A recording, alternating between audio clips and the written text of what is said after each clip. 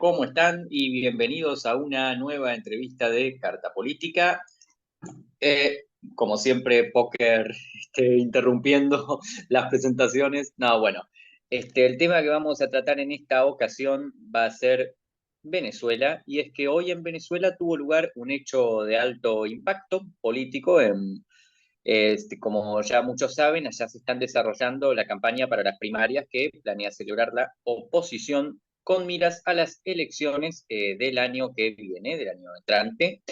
Y hoy se ratificó, la Contraloría venezolana ratificó la inhabilitación política contra la candidata María Corina Machado.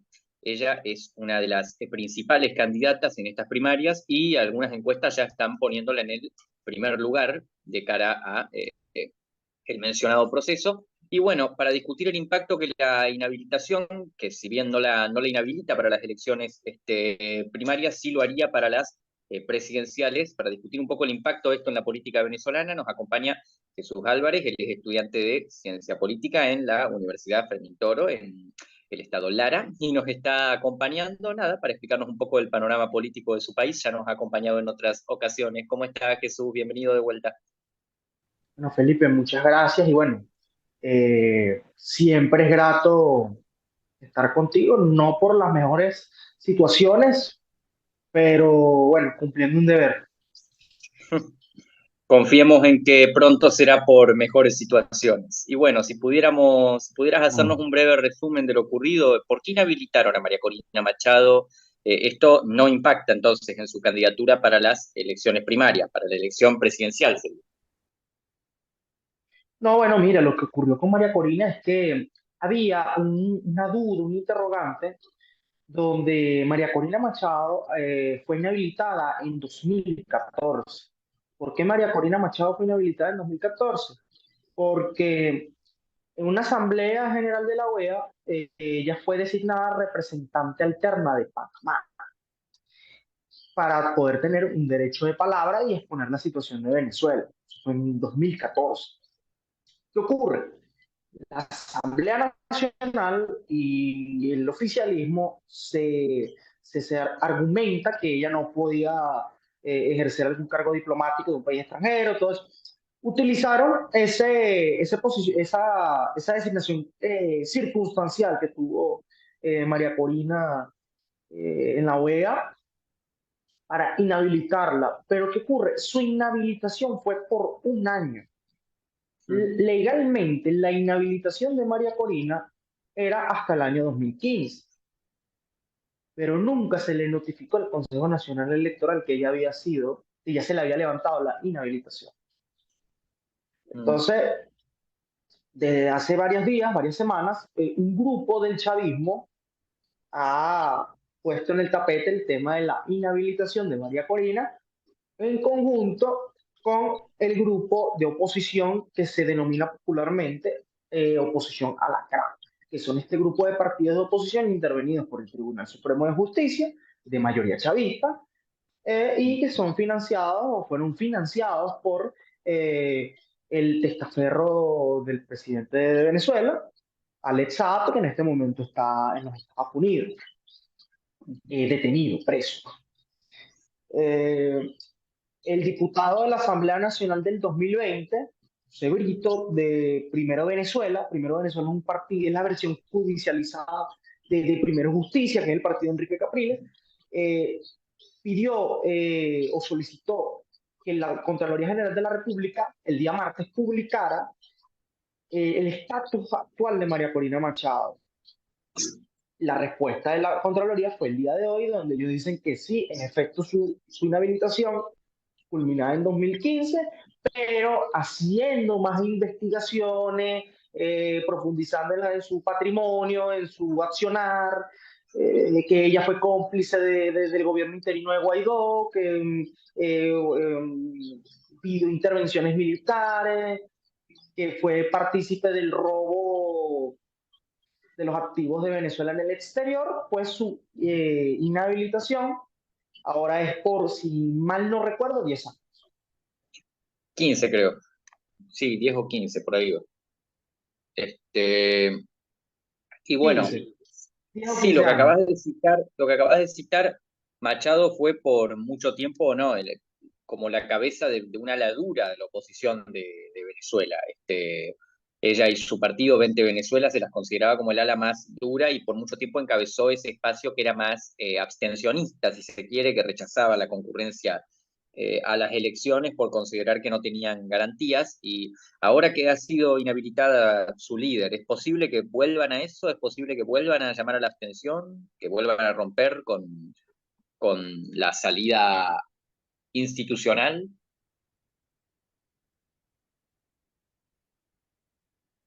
Bueno, el escenario de la abstención en este momento se ve poco probable. En este momento, hoy, 30 de junio, que estamos grabando esta entrevista, ya que las acciones que ha ejecutado el oficialismo para desestimar y desmotivar a la población al voto, como el cambio del CNE, como las inhabilitaciones, pues buscando que se genere un rechazo a la vía electoral, pues ha tenido el efecto contrario en las encuestas, en la calle, en el sentir colectivo, pues se siente una mayor disposición de la sociedad en participar en las elecciones primarias y en las elecciones presidenciales, donde esa colectividad entusiasmada, en su gran mayoría, eh, muestra inclinación hacia la candidatura de María Corina Machado. Creo que en este momento hay una cohesión, para no decir absoluta, casi total, dentro de la oposición venezolana, de que la vía es electoral, de que la vía es el voto. Las diferencias que pueden haber al respecto es cómo la planteen, pero todos están de acuerdo en que hay que participar en las primarias y hay que participar en las elecciones del 2024. Entonces, por los momentos, yo no veo a María Corina Machado llamando a la abstención. ¿Y existe alguna forma legal de retirar su inhabilitación? ¿Es posible llegar a alguna negociación con el régimen de Nicolás Maduro en ese sentido? ¿O es tan poco probable como que llamen a la abstención? Bueno, si nos vamos a nivel jurídico, la Ujú. inhabilitación de María Corina Machado no tiene pies ni cabeza. Eso fue algo que se cocinó en menos de 3 días, para decirlo de una manera más popular. No hubo ni siquiera un derecho a la defensa, no hubo un juicio, no hubo absolutamente nada. María Corina no está condenada por ningún tribunal. Claro. A nivel jurídico es una aberración. Ujú. Si nos vamos a las leyes, eso ni siquiera debió haber pasado. Pero si nos Claro. vamos a la práctica, a la política, a la realidad, la única forma de que se le levante una inhabilitación a María Corina Machado es que se logre a través de la negociación de México o de las múltiples reuniones que se han estado dando en los últimos días. Por lo menos ayer salió una noticia de que delegaciones del gobierno venezolano y del gobierno estadounidense estaban reunidas en Qatar, a producto Mm. de alguna negociación entre el gobierno venezolano y el gobierno estadounidense, o del gobierno venezolano y la oposición venezolana, pudiera producirse el levantamiento de la inhabilitación de María Corina, y no solo de María Corina. Es importante Mm. resaltar que dentro de los candidatos presidenciales de las primarias opositoras, no solo es ella la que está inhabilitada. Ujú. Está Enrique Capriles, que tiene una inhabilitación de 2016 por 15 años. Capriles está inhabilitado hasta el 2030, 2031. Freddy Superlano fue inhabilitado en el año 2021 cuando ganó las elecciones en Barinas. Freddy Superlano gana esas elecciones, el Tribunal Supremo de Justicia reconoce que él gana esas elecciones, pero mandan a repetir las elecciones porque dicen, no, mire, usted está inhabilitado.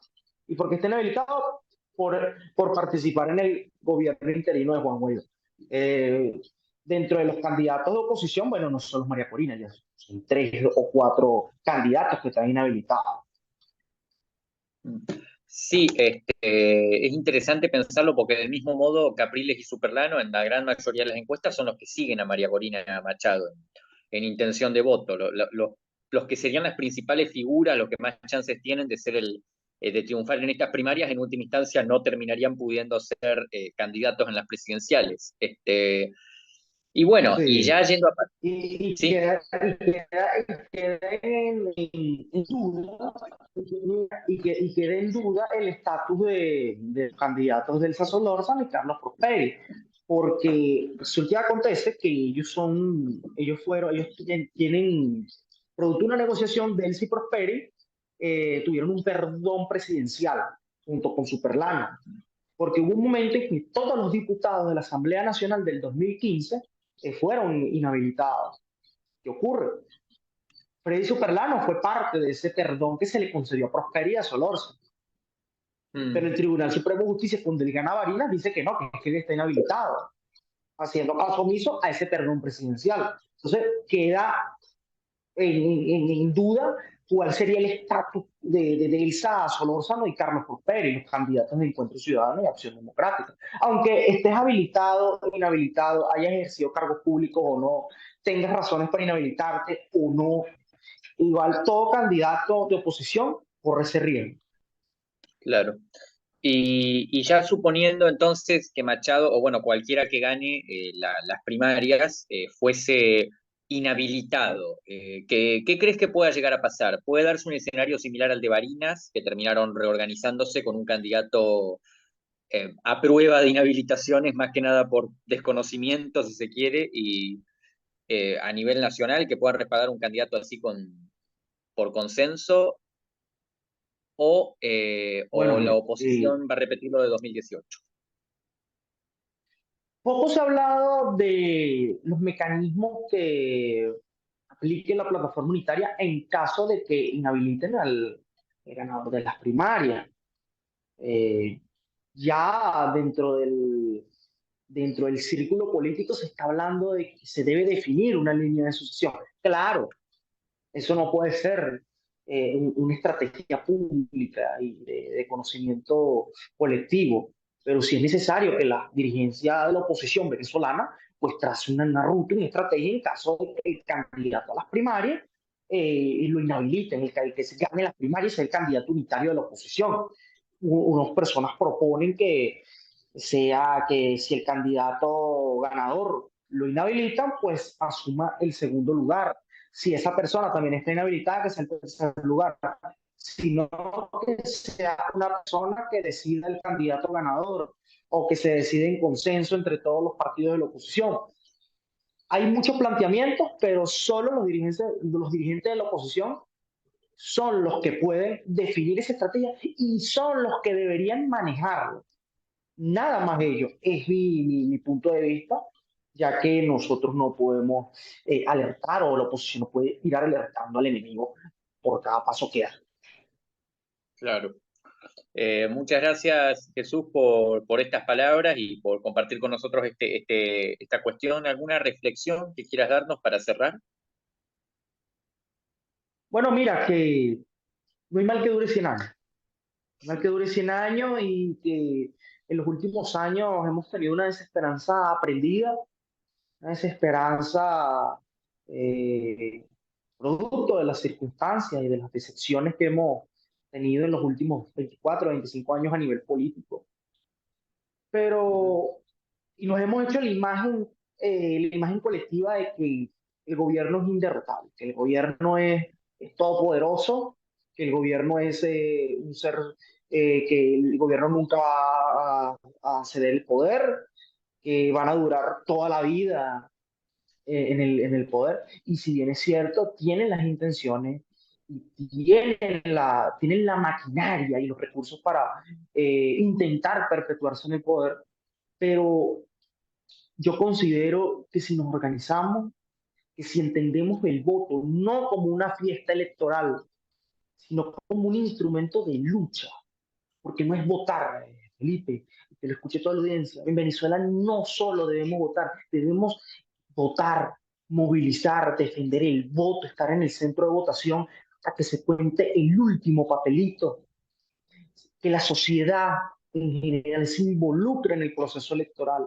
y que hay una tesis, un planteamiento en el cual yo coincido con el candidato de Primero Justicia, que es Enrique Capriles, que él habla de ganar por notar.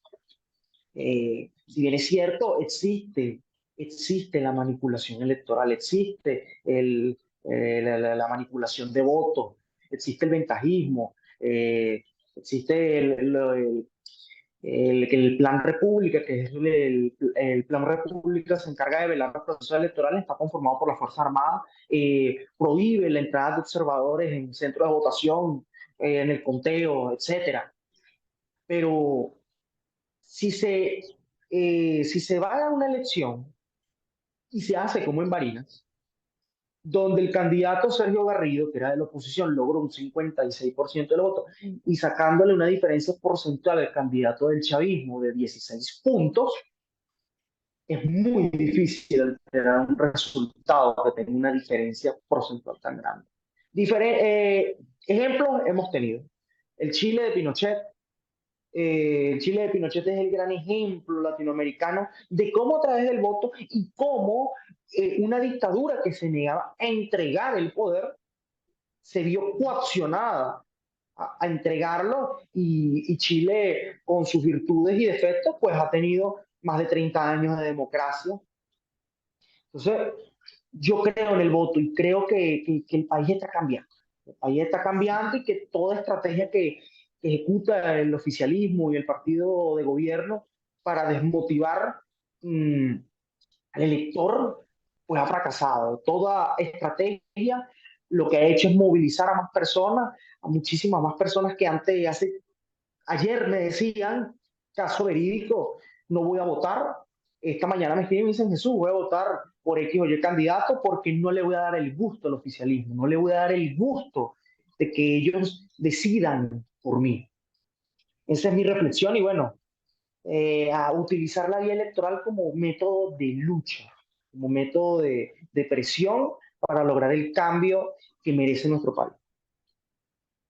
Muchas gracias, Jesús, por estas palabras, por esta entrevista. Él fue Jesús Álvarez, estudiante de Ciencia Política de la Universidad Fermín Toro en Barquisimeto, Lara, Venezuela.